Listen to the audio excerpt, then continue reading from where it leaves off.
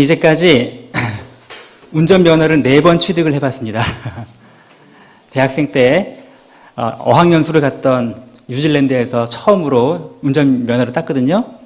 한국에 가져오면 된다고 땄는데 와보니까 나이 제한이 달라가지고 안 된다고 하더라고요. 그래서 한국에서 2번째로 운전면허 시험을 봐가지고 필기는 됐는데 실기에서 한 3번쯤 떨어졌나 2번 떨어졌나 이상하게 일종 보통 이게 자꾸 안 돼가지고 시동 꺼트리는 바람에 또 시험을 봤습니다. 이제 그러면 끝날 줄 알았는데 제가 미국에 갔더니만 텍사스에 갔더니 한국 면허를 인정을 받으려면 저 영사관이 있는 저 도시까지 가서 확인을 받아와야 된대요. 거기까지 가려면 차로 5시간 가까이 갔다가 와야 되는데 그거 받으러 갔다 올 수가 없어서 다시 또 시험을 봐서 텍사스 운전면허 시험에 합격을 해서 또 면허를 땄습니다. 끝이 아니고 거기서 또 이사를 했잖아요. LA에 캘리포니아로 이사했더니만 또 캘리포니아는 텍사스 거를 인정을 안 해줍니다. 그래가지고 다시 또 시험을, 거긴 또 필기 시험을 다시, 실기 대신 필기 시험을 다시, 법규가 다르다고 해가지고 다시 시험을 보라고 해서 운전면허를 4번 취득한 경험이 있는. 여러분, 시험은 항상, 아무리 운전면허 같은 간단한 시험이라도 항상 시험 볼 때마다 항상 긴장이 되더라고요. 이게 괜히 이것 때문에 떨어지면 어떡하나, 이거 운전도 못하면 어떡하나, 그런 생각을 해 보았습니다. 여러분, 시험을 좋아하는 학생은 아무도 없는 것 같습니다. 그죠? 항상 시험은 어렵고 힘들고 때로는 좌절감과 절망까지도 안겨줄 수가 있기 때문에 그렇습니다. 근데 우리가 좋아하건 좋아하지 않건 항상 우리에게는 시험이 있습니다. 학창시절에 있었던 중간고사, 기말고사부터 시작해서 대입 수학 능력 시험 끝나나요? 그 다음에 가면 토플, 토익 시험, 취직 시험, 승진 시험, 자격증 시험, 하다못해 운전면허 시험까지 우리의 삶에는 많은 시험들이 놓여 있습니다. 어릴 때 저희 시원이 막내가 학교에 처음 가더니만 갑자기 학교 잘 갔다 왔냐 그랬더니 이런 말 하더라고요. 선생님이 날 너무 괴롭혀. 왜 선생님이 널 왜 괴롭힐까? 무슨 일인가 물어봤더니 자꾸만 책 읽으라 그러고 자꾸만 시험 보라 그러고 자꾸만 숙제하라고 한다는 거예요. 이게 괴롭히는 거구나. 당연히 선생님이 하실 일을 하는 거지. 이 아이 생각에는 자꾸만 어려운데 자꾸만 문제 풀으라고 하고 뭐 하라고 하고 이게 자기를 괴롭힌다라고 생각을 했습니다. 하지만 아무리 학생이 자기를 괴롭힌다라고 생각을 하건 말건 정말 좋은 선생님이라면 학생에게 시험을 보도록 만들 것입니다. 때로는 보기 싫다고 해도 인정사정 없이 시험장으로 들여보낼 것입니다. 결코 그 학생을 괴롭히기 위한 것이 아니고 그 학생의 실력을 평가하기도 하지만 궁극적인 시험의 목적은 그 학생이 더 그것을 잘 배우고 익혀서, 그죠? 그렇게 더 발전할 수 있도록 만들어주기 위한 것이 시험입니다. 이렇게 우리가 보는 시험도 있지만 사실 우리 인생에는 더 근본적인 시험이 있습니다. 그 시험의 출제자는 하나님이시고 그 시험 문제가 때로는 어려울 때가 있습니다. 근데 그 시험도 마찬가지로 출제하신 하나님은 결코 우리를 괴롭게 하시거나 우리를 힘들게 하시려고 시험을 주시는 게 아니고 궁극적으로는 우리를 더 믿음 안에 견고하게 세우기 위하셔서 우리에게 시험을 허락하십니다. 주님이 가신 그 길, 이제 마가복음은 주님이 가신 그 길을 따라가는 것이라고 제가 초창기에 말씀드렸는데 그 길을 따라가는 제자들이 더 참된 주님의 제자로서 훈련되고 준비되도록 하기 위하여 하나님은 때로 우리를 시험의 장으로 인도하십니다. 이렇게 인생의 시험을 맞이했을 때 우리는 어떻게 이 시험을 통과해 가야 할까요? 우리 오늘 하나님 말씀을 통해서 함께 생각을 해보려고 합니다. 오늘 우리 함께 생각해 볼 말씀은 마가복음 1장 12절부터 13절까지의 말씀입니다. 마가복음 1장 12절에서 13절까지의 말씀. 2절밖에 안 되니까 함께 한 목소리로 한번 읽어볼까요? 마가복음 1장 12절 13절입니다. 성령이 곧 예수를 광야로 몰아내신지라 광야에서 40일을 계시면서 사탄에게 시험을 받으시며 들짐승과 함께 계시니 천사들이 수종 들더라. 아멘. 네. 우리가 잘 아는 예수님이 시험 받으신 장면을 마가복음에서는 굉장히 간단하게, 그런데 굉장히 독특하게 언급을 하고 있습니다. 인생의 시험을 맞이할 때 어떻게 해야 될까요? 결론부터 말씀드리면 우리의 참 구원자이실 뿐만 아니라 우리가 따를 진정한 모델이신 예수님이 이 시험을 어떻게 통과하셨는지 예수님을 봄으로써 함께 배워나가야 할 것입니다. 우리 지난 시간에는 우리 이 앞서서 예수님이 세례 요한에게 세례를 받으신 것을 함께 생각해 보았습니다. 자, 죄 없으신 분이 인류의 모든 죄를 대신 짊어지시고 겸손히 자신을 낮추셔서 한낱 피조물에 불과한 인간에게 세례를 받으시고 이제 올라오자 어떤 일이 벌어졌죠? 하늘이 쫙 갈라지고 거기서 성령이 비둘기처럼 이렇게 강림을 하시죠. 그리고 그 갈라진 하늘 틈으로 하나님이 말씀하십니다. 너는 내 사랑하는 아들이요, 너는 내가 기뻐하는 자로다 라고 하시면서 이렇게 너무너무나 아름답고 너무나 풍성한 장면으로 지금 세례받은 장면이 끝을 맺습니다. 자, 하나님께서 정말 기뻐하시고 사랑하는 이 메시아, 이 예수가 바로 메시아이고 그리스도고 바로 그 길을 이제 시작한다 라고 하는 공식적인 첫 선포인데, 자, 그 선포를 하신 다음에 아마 자연스럽게는 아마 11절에서 14절로 곧장 넘어가면 자연스러울 것 같아요. 자, 그렇게 하나님으로부터 인정받으시고 성령이 비둘기처럼 강림하시더니 드디어 나가셔서 사람들에게 하나님 나라에 대하여 복음을 외치셨다라고 하면 굉장히 자연스러울 것 같은데, 오늘 본문은 그 사이에 굉장히 이상한 장면이 하나가 들어가 있습니다. 오늘 12절을 한번 조금 더 자세히 볼까요?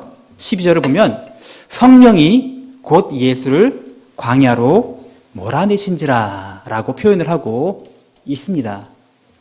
여기서 곧이라는 말 있는데요. 이거는 즉시, 아주 바로, 이게 마가복음에서 굉장히 자주 등장하는 표현인데 굉장히 뭔가 급박하고 긴박한 그런 느낌을 주는 표현입니다. 성령이 곧. 근데 예수를 광야로 그 다음에 어떻게 했다고요? 몰아내신지라. 이 몰아내셨다는 말이 굉장히 좀 의아합니다. 성령님이 인도하셨다 이러면 될 것 같은데 몰아내셨다? 이 몰아내셨다는 말의 원어를 잘 보면요, 마가복음에서 자주 등장하는 표현인데 예수님이 귀신을 쫓아내셨다 할 때 그 쫓아내셨다는 말과 같은 말을 쓰고 있는 것입니다. 그러니까 성령님이 지금 예수님을 막 급박하게 곧 몰아서 지금 광야로 가고 있다는 것이죠. 네. 아니, 조금 전까지만 해도 그죠? 비둘기같이 온유한 은혜의 성령님, 그죠? 그 성령님이셨고 하나님께서는 나의 사랑하는 아들이라고 하셨는데 갑자기 급박하게 예수를 광야로, 그것도 막 쫓아내듯이 몰아가신다. 도대체 어디로요? 그것도 광야로 몰아가신다.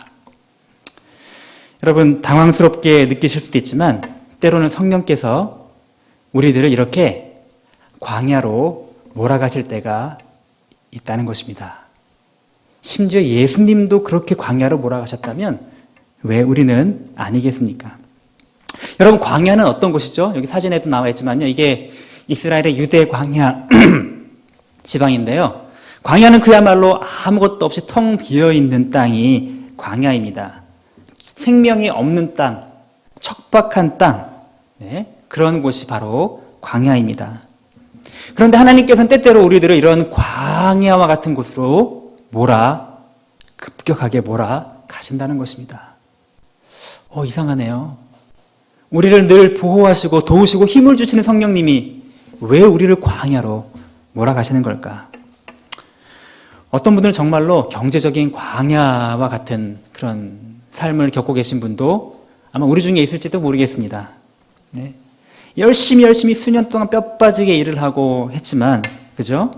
이것저것 떼고 나니까 남는 것이라고는 정말 최저임금 수준도 잘 안 될 만큼 나는 지금 이렇게 고생하는데 요즘에 사실 신종 코로나가 있으면서 참 마음이 아파요. 그죠?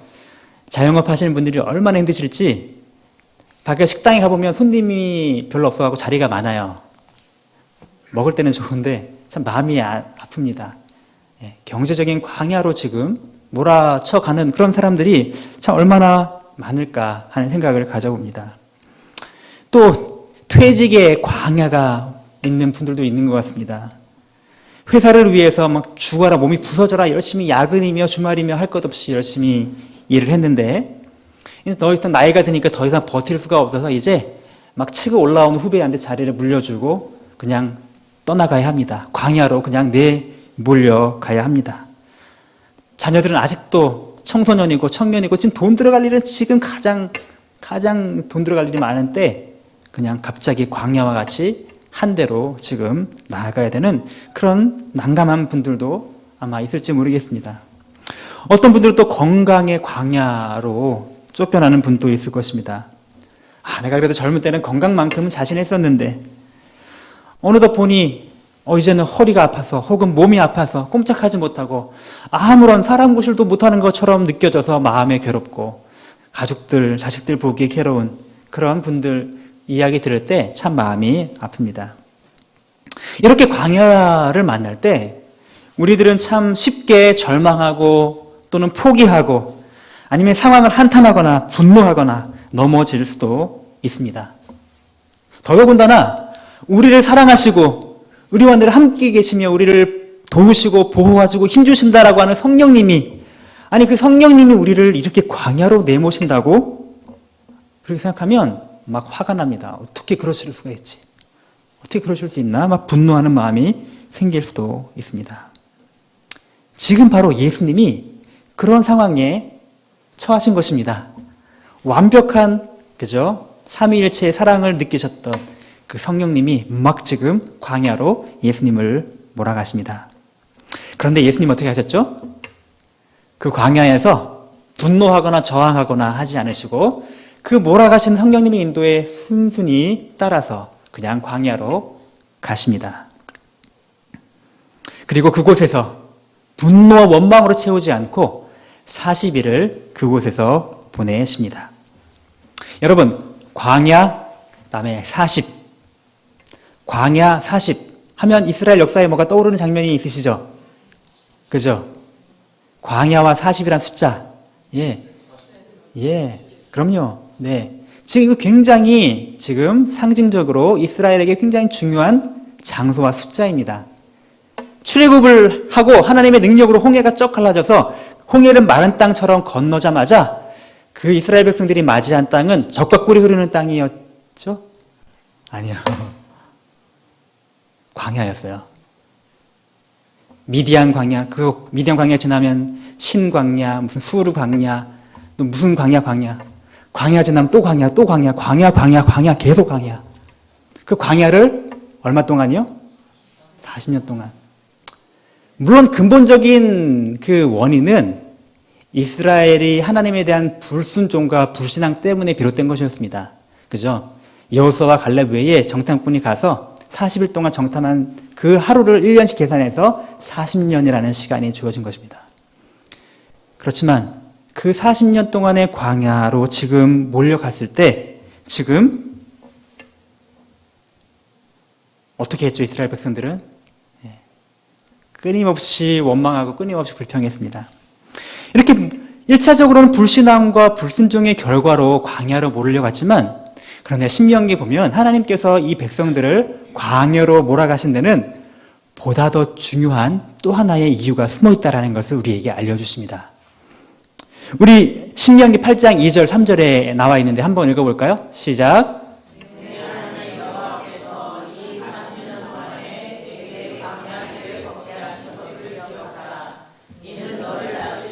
너를 시험하사 내 마음이 어떠한지 그 명령을 지키는지 지키지 않는지 알려 하심이라.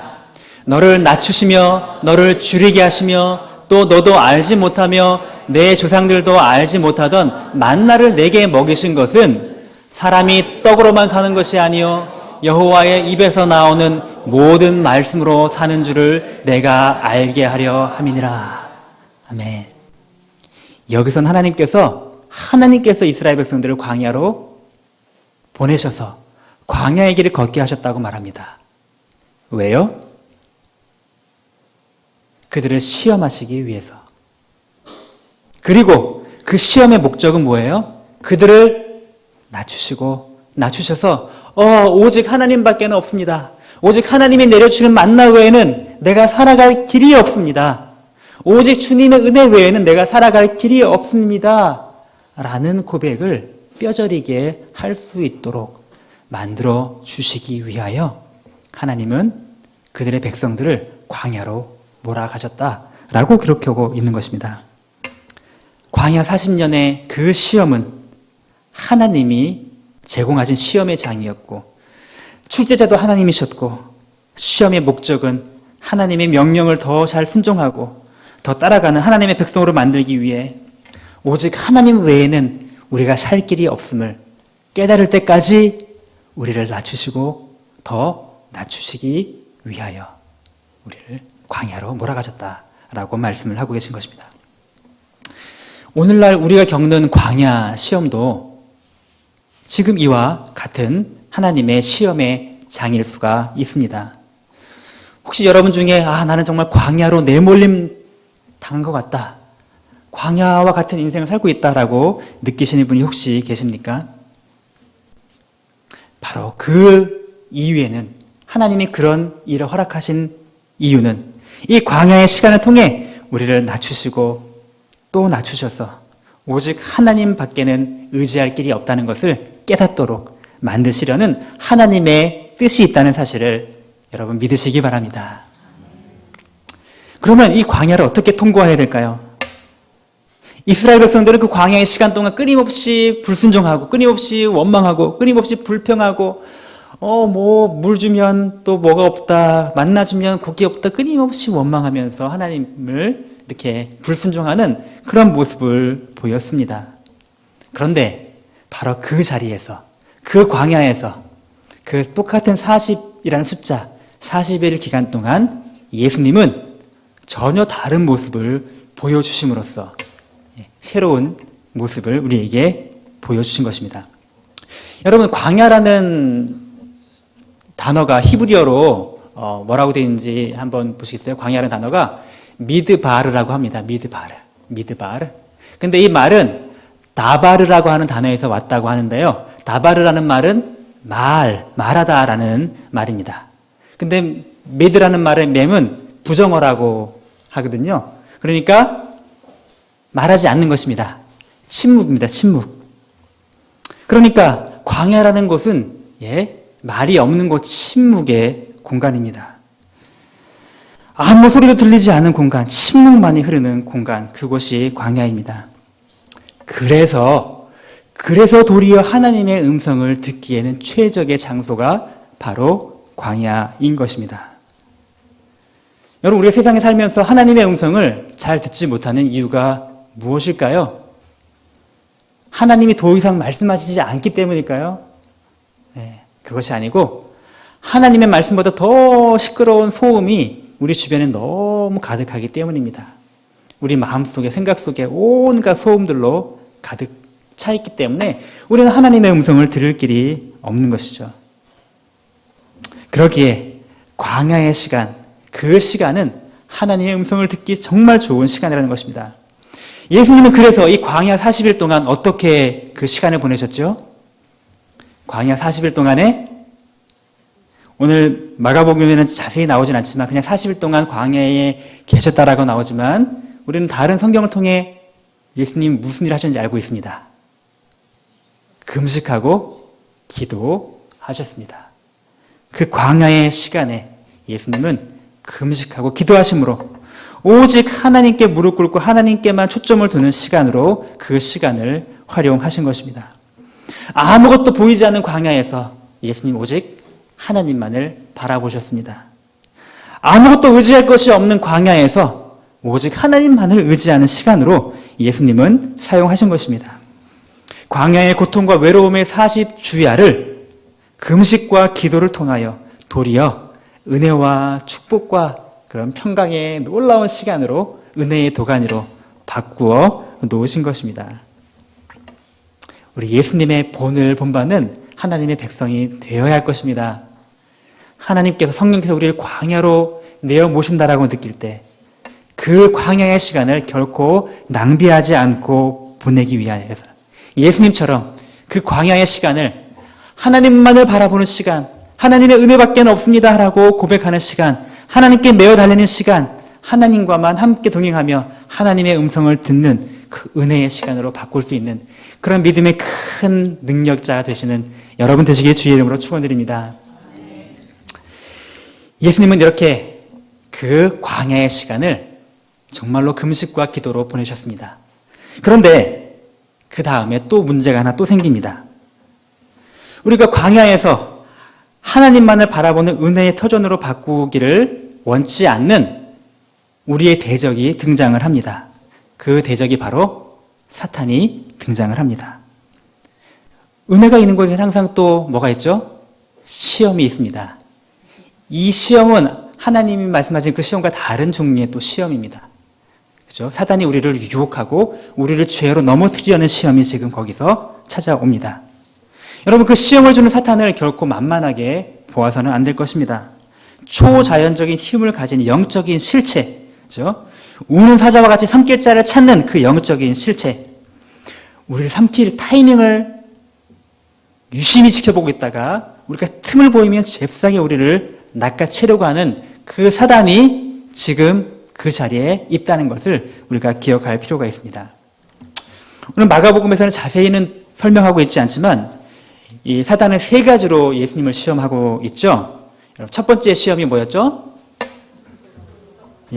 이 돌들로 떡덩이가 되게 하라, 빵을 만들어서 먹으라는 것입니다. 여러분, 유대 광야 아까 보셨지만 유대 광야는 모래사막이 아니고요. 가보시면 알겠지만 그냥 황량한 바위들과 돌들, 암석들로 가득 찬 그런 곳입니다. 그러니까 거기에 그냥 길바닥에 쫙 널브러져 있는 게 다 뭐예요? 돌이에요, 돌 바위들이에요.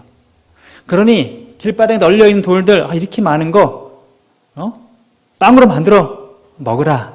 지금 예수님이 인간의 모습으로 이 땅에 오셔서 40일 동안 금식하셔서 아무것도 드시지 못하는 이 타이밍에 그 약점을 잡아 지금 사단은 찾아옵니다.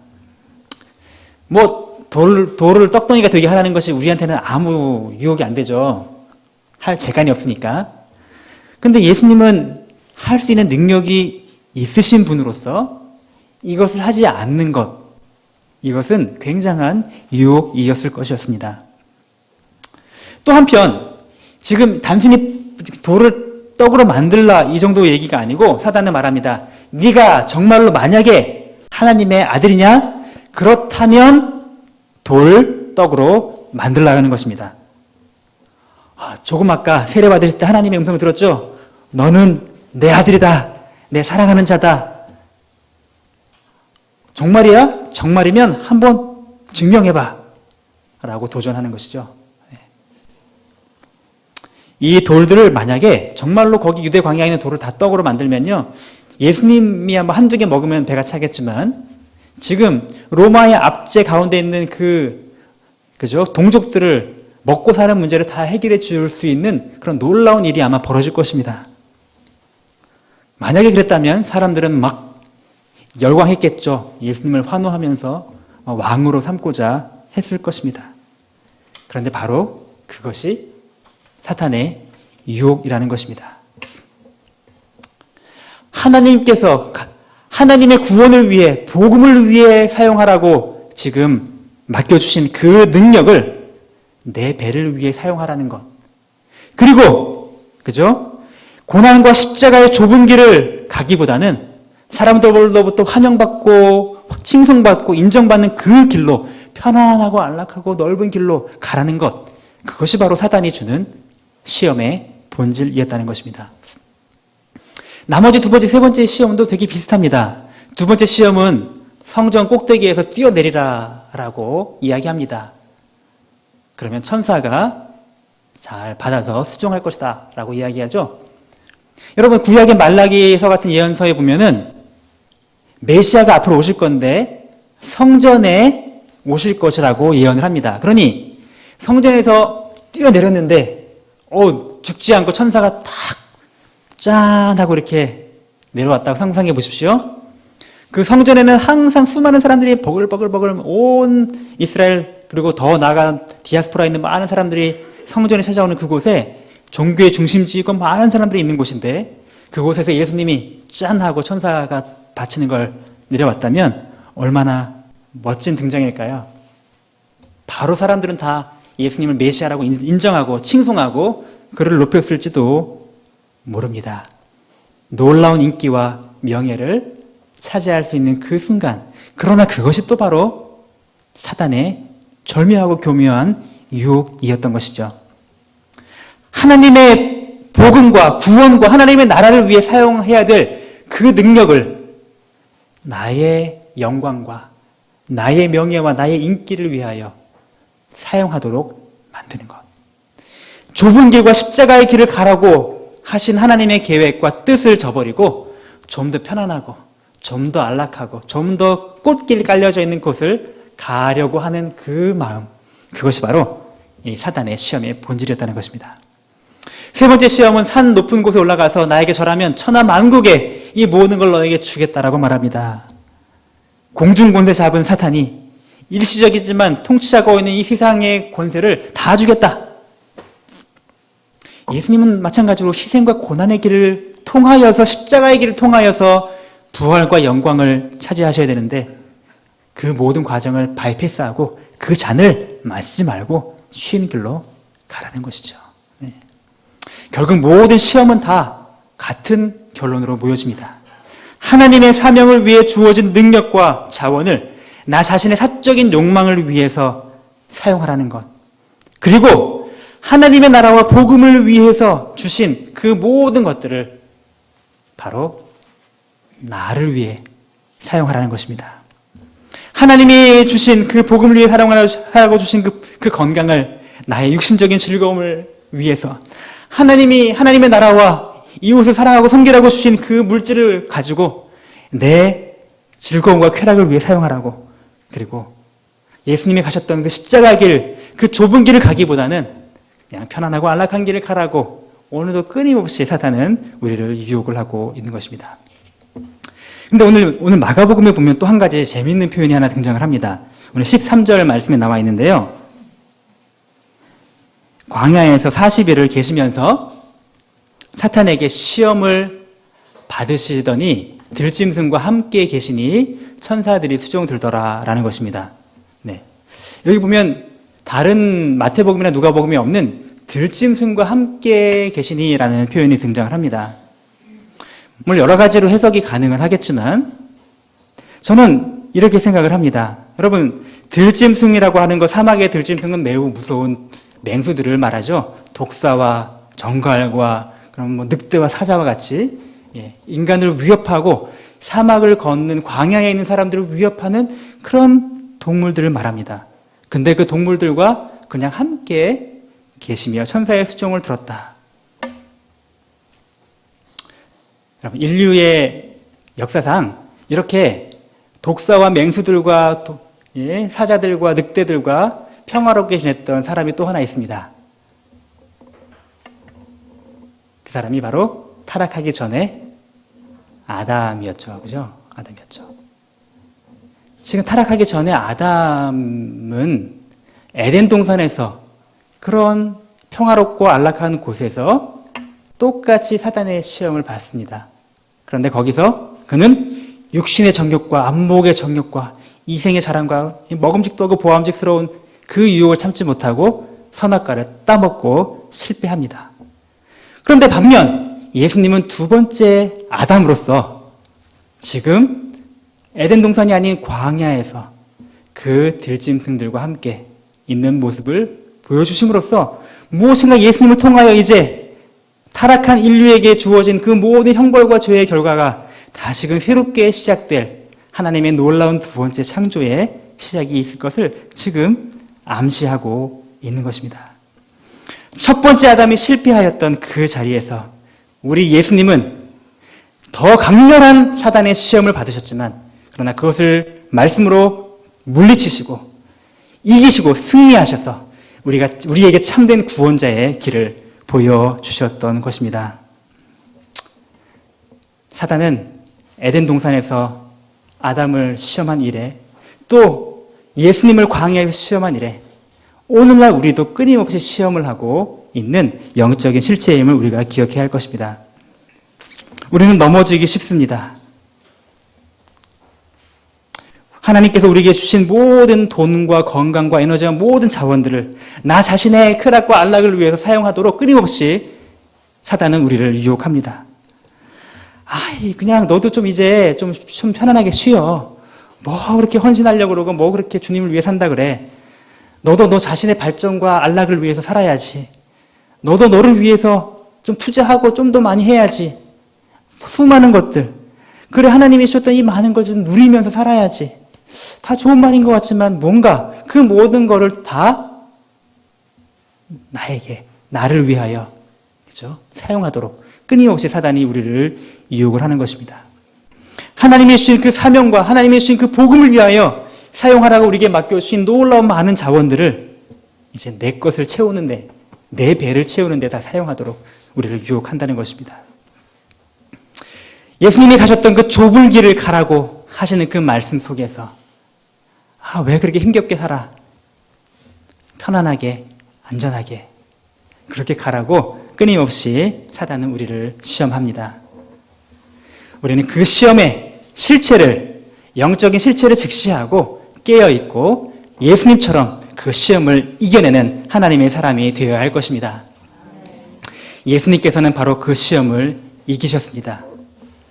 그런데 이렇게 또 생각할 수 있습니다. 예수님이니까 그냥 이기셨겠지. 예수님은 하나님의 아들이시고 하나님과 동일하신 분이시니까 쉽게 이기셨겠지. 아니요. 절대 그렇게 생각하셔서는 안 됩니다. 그분은 우리와 똑같은 인간으로서 우리와 똑같이 시험을 받으셨습니다. 그리고 어떤 면에서는 우리보다 더 극심한 유혹과 시험을 당하셨습니다. 왜냐하면 돌을 떡으로 만들려고 하는 것 같은 건 우리가 전혀 유혹이 안 되는 것이지만 우리 예수님은 더 극심하게 그런 유혹을 받으셨다는 것이죠. 그러나 그럼에도 불구하고 인간이셨던 예수님은 그 모든 시험을 이기고 승리하셨습니다.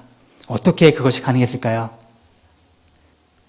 원래 예수님이니까 가능한 것이 아니고 바로 오늘 말씀 속에 또 그 힌트가 있습니다. 오늘 맨 처음에 12절에 처음에 지금 광야로 몰아내신 게 누구셨죠? 성령님이셨죠. 몰아내시기만 하고 성령님이 어디 가셨을까요? 아니요.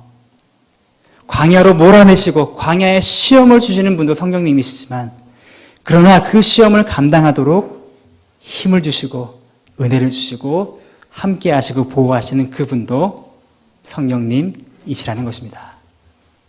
예수님도 인간의 몸을 입고 이 땅에 계셨을 때에는 본인의 전지전능함을 다 활용하시기보다는 완전한 인간으로서 기도하시며 성령님의 의지하셔서 성령님의 도우심으로 많은 사역을 감당하셨고 그 모본을 우리에게 또한 보여주셨던 것입니다. 다시 성령님을 보아야 합니다. 이 모든 일 배후에 성령님이 계시다. 광야로 몰아내신 분도 성령님이시요. 사탄의 시험을 받도록 그냥 허락하신 것도 성령님이시요. 그러나 그것을 이길 수 있도록 힘을 주신 분도 성령님이십니다. 그리고 천사를 동원하여 예수님을 수종들도록 만드신 그분도 성령 하나님이십니다. 그 예수님을 광야로 몰아내셨으나 함께 하셨던 그 성령님이 지금도 우리와 함께 계심을 믿으시는 저와 여러분 되시기 바랍니다. 그분은 우리의 보혜사가 되셔서 지금 우리 앞에도 계시고 옆에도 계시고 뒤에도 계실 뿐 아니라 우리 안에 내주하셔서 우리와 늘 함께 영원히 함께 떠나지 않고 계시는 그분이십니다. 우리는 시험을 이기신 예수님의 본을 따라서 우리도 예수님이 하셨던 것처럼 성령님을 의지하는 그런 기도와 간구로 주님의 그 본을 따라 시험을 이기는 삶을 살아가야 한다는 것입니다. 모든 면에서 우리와 같은 성정을 가지셨으나 그러나 죄는 없으신 예수님, 그 예수님처럼 우리를 도우시는 성령님을 의지하여 힘있게 이겨내는 삶을 살아가야 할 것입니다. 더불어서 성령님뿐 아니고 예수님 자신이 또 우리의 도움이 되신다고 말씀하십니다. 히브리서 4장 15절 16절 함께 읽어볼까요? 시작.